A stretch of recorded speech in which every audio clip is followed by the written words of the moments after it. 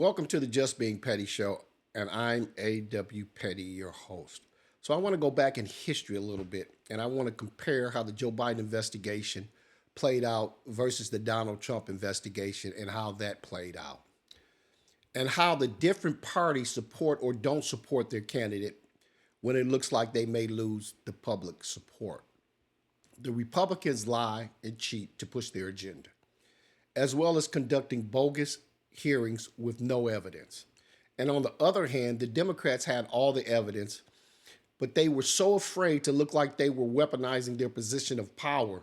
They were so afraid of looking like they were doing partisan investigation that they allowed a criminal to be elected to the highest office in the land. The Biden administration and Merrick Garland in particular, they are the blame for that.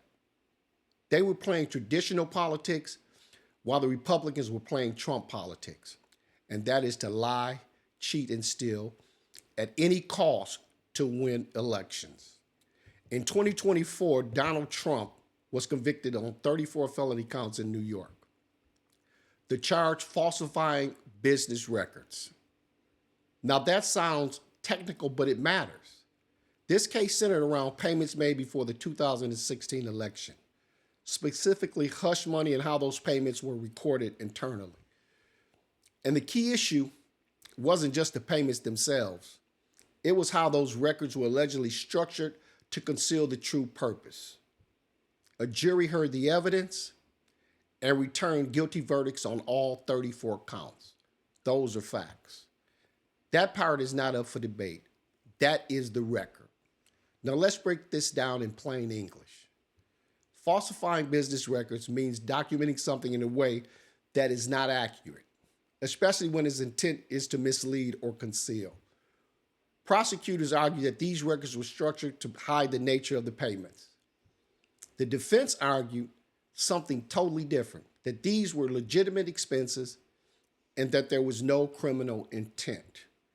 That's where the trial lives, in that tension. But here's what matters.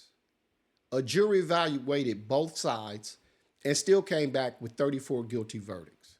Now, and this is important, this does not automatically answer every political question surrounding this case. It does not settle every public debate, but it does establish one thing clearly. A criminal conviction happened.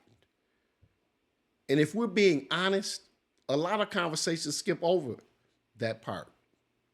They try to blur the lines. That's where people lose the plot. And that's where I get a little irritated. People argue all day about politics, but won't take 5 minutes to understand the actual case. You've got folks saying it means everything, the Democrats, and others saying it means nothing. It's a hoax, MAGA Republicans. And both sides, a lot of the times, aren't even talking about the same facts. And that's a problem. Because if you don't start with what actually happened in court, you're not debating, you're reacting. And reaction is easy. Understanding takes work. At the end of the day, this isn't about telling you what to think. It's about making sure you understand what actually happened. A criminal conviction, 34 felony counts, and a case that's now part of American legal history. That's the record. Those are the facts. What people do with that's on them. So in terms of Joe Biden, I call this guy Comer Powell. It's the guy that was in charge of the investigation. He's such a local yokel, just a terrible guy.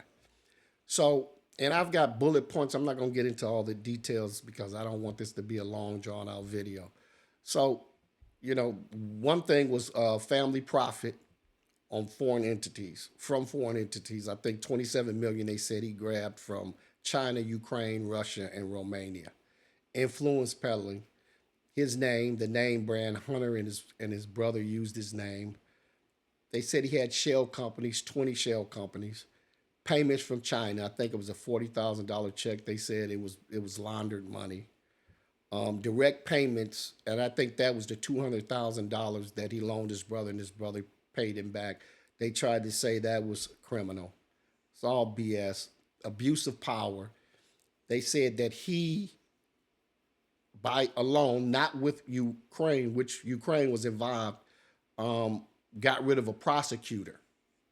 And so they tried to say Joe Biden did that because of his son, which was bull. Obstruction of justice, slow walking the Hunter Biden tax case, using pseudonyms. Now, this lets you know that they were just throwing things on the wall to see if they stuck. Using pseudonyms for different emails. I don't even know what that's about. Access to information. I think that this was dealing with when he was vice president, and I'm not sure what that was all about, but that was one of them. Lying about business knowledge. I'm not sure what that was all about either. Meeting with associates to enrich his family. The classified documents, which we know he turned over, unlike Trump, who kept him in his bathroom at Mar-a-Lago and flew him around the country. So, and then his mental fitness, which was all projection. And what they did was they pushed that out so much that Joe Biden was not able to be president, and they pushed it out and they pushed it out, and it stuck with the American people, and they voted Trump back in. But what we have to understand is perception can be very powerful and sometimes even more dangerous than facts. And that leaves us in a familiar place in American politics, where one side sees accountability and the other sees a witch hunt. But in reality, the truth sits in the evidence if you're willing to actually look at it. So when you evaluate both sides, one party does not care about how a candidate may drag the party down. They don't care about morality or criminal activity. Their main goal is to win at all costs, to maintain power and money. That's it.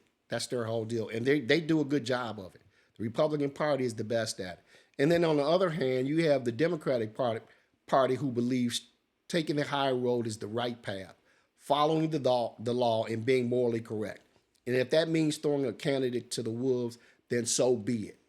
But what they don't get, and I want to keep stressing this is not your grandfather's politics. It's Trump's politics. And you have to fight dirty like them. And I will say this is what I will say. In order for them to get back in office and control the House, the Senate, and the presidency, they have to play Trump politics. They have to play dirty politics to get in, because they need to get in. And they need to change laws so this never happens in the United States again, that a felon is able to become president of the United States. In order to do that, they have to play Trump politics. That's what I believe, and that's what I'll keep pushing and preaching. So again, remember, perception can be very powerful, but it can also be very dangerous. So what I will say is this. If you like the content, hit the like button and subscribe. I will see you up the road with the second episode. Take care.